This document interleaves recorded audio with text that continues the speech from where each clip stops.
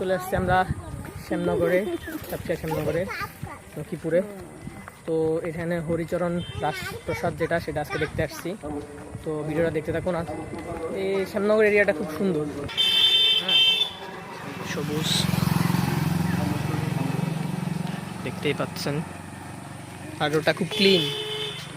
আর দেখেই যে বোঝা যাচ্ছে যে একটা রাজকীয় একটা অবস্থা। তাহলে এর গাছ, এই একটা গাছ দেখতে পাচ্ছেন, এই গাছটা কিন্তু অনেক পুরনো।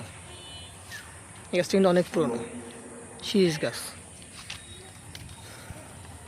আর দেখতে আজকে হলো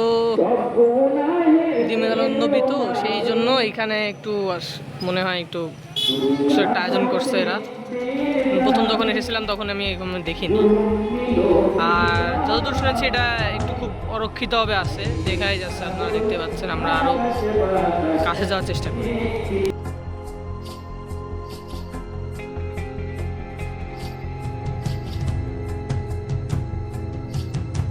এখানে পুরো মানে বনের মতন অবস্থা। আসলে যাওয়া হচ্ছে ভিতরে, আমরা যাওয়ার চেষ্টা করবো না, যেহেতু জঙ্গল, সাপ টাপ কোথায় কি থাকতে পারে তাও জানি না, কিন্তু খুবই অরক্ষিত অবস্থায় আছে। আপনারা যারা আসতে চাচ্ছেন এখানে ঘুরতে, ঠিক আছে, আপনারা এসে এখানে ঘুরতে পারেন, কিন্তু খুবই সাবধানভাবে ঘুরবেন, কারণ এইগুলো কিন্তু অনেক পুরনো, অন্তত 400-500 বছর পুরনো। এইগুলো যে পাতগুলো যে দিয়েছে না, ওইগুলো কিন্তু রেল লাইনের পাত, ঠিক আছে। এটা ব্রিটিশের আমলের রেল লাইনের পাত, এগুলো দিয়ে তারপরে কাট দিছে উপরে। এখন আমি যেখানে আছি না, খুব রিক্স, যদি এটা পড়ে যায় তাহলে কি বলবো, খুব বড় একটা দুর্ঘটনা ঘটে পারে। ওইদিকেও আছে। আমি এখানে কয়েকজন লোকের কাছে আর কি জানতে পারলাম যে জমিদার হরিচরণ রায় চৌধুরী 1868 সালে এই বাড়িটি নির্মাণ করেন। এক সময় এই বাড়িটি ছিল জমিদারের ব্যবস্থার একটি গুরুত্বপূর্ণ কেন্দ্র। তখনকার সময় মানুষের জীবনযাত্রা, জমিদারদের প্রভাব এবং তাদের স্থাপনার একটি চিত্র এই বাড়ি ধ্বংসাবশেষের মাধ্যমেই পাওয়া যায়। সময় বদলেছে, জমিদার প্রথাও বিলুপ্ত হয়েছে, কিন্তু এত বছর পরেও এই পুরনো স্থাপনাটি দাঁড়িয়ে আছে, ইতিহাসের সাক্ষী। আর ওই পাশেও আরেকটা বিল্ডিং, মানে আরেকটা আছে, কক্ষ। আর আমরা যেখানে দাঁড়িয়ে আছি না, এটাও কিন্তু একটা কক্ষ ছিল, ঠিক আছে। কোনো এক সময় এটাও একটা কক্ষ ছিল, কিন্তু এখন ধ্বংসস্তূপে পরিণত হয়ে গেছে। মানে এটা সংরক্ষণ করা হয়নি, অরক্ষিত অবস্থায় যেটুকু আছে আর কি। এর যে কাজ, সেই সময় সুন্দর করে কাজগুলো করেছে, ঠিক আছে।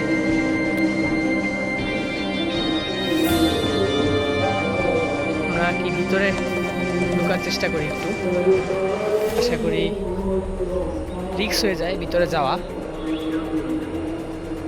দেখেন অরক্ষিত অবস্থায় পড়ে আছে বিল্ডিংটা পুরা।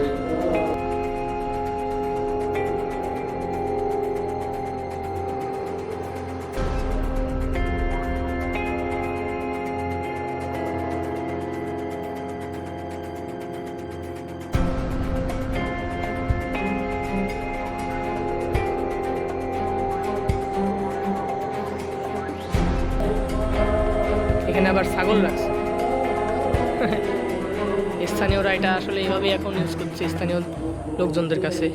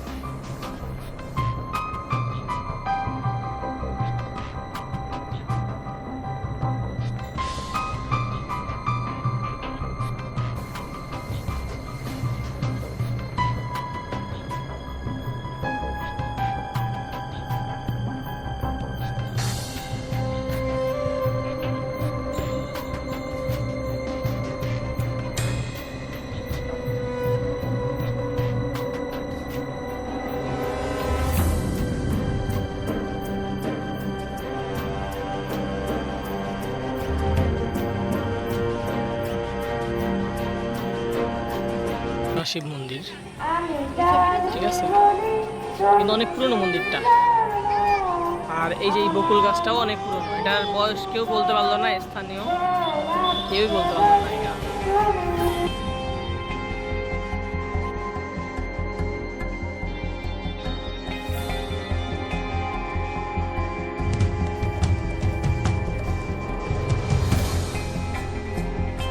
ঠিক আছে, তো ঘুরে ঘুরে দেখানো যাচ্ছে না, তারপর চেষ্টা করতেছি।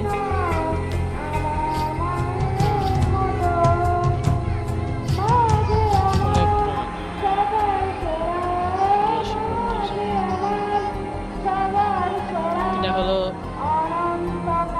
তুলসীতলা, এটাও কিন্তু অনেক পুরনো, তুলসীতলাটা কিন্তু অনেক পুরনো। তাহলে এই মাটির দেখে বোঝা যাচ্ছে, ইটগুলো দেখে বোঝা যাচ্ছে অনেক পুরনো, অনেক পুরনো।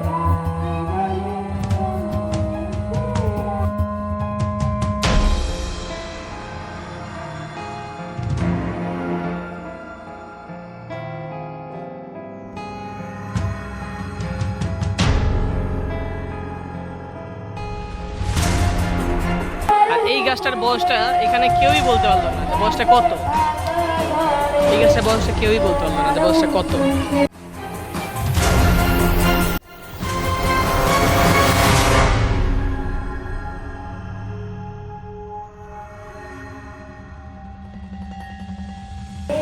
এই যে আমাদের বাড়ির দেখি, এটা কিন্তু পাহাড়, ঠিক আছে, এটা কিন্তু পাহাড়, এটা আটকে দিচ্ছে যে পুরোটাই দেখি।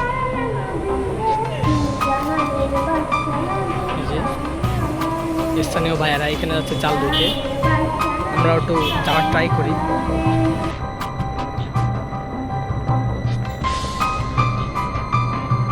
সিঁড়ি দিয়ে রয়েছে, ওই পাশে এখনো কিছু কিছু ধ্বংসস্তূপ আছে।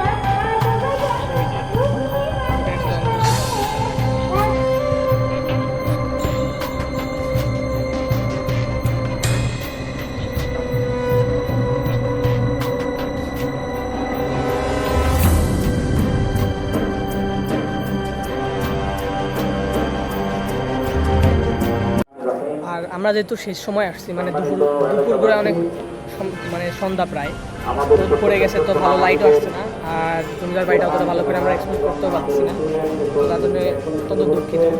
আর বাদ বাকি তো দেখতেই পাচ্ছেন বিল্ডিংটার অবস্থা।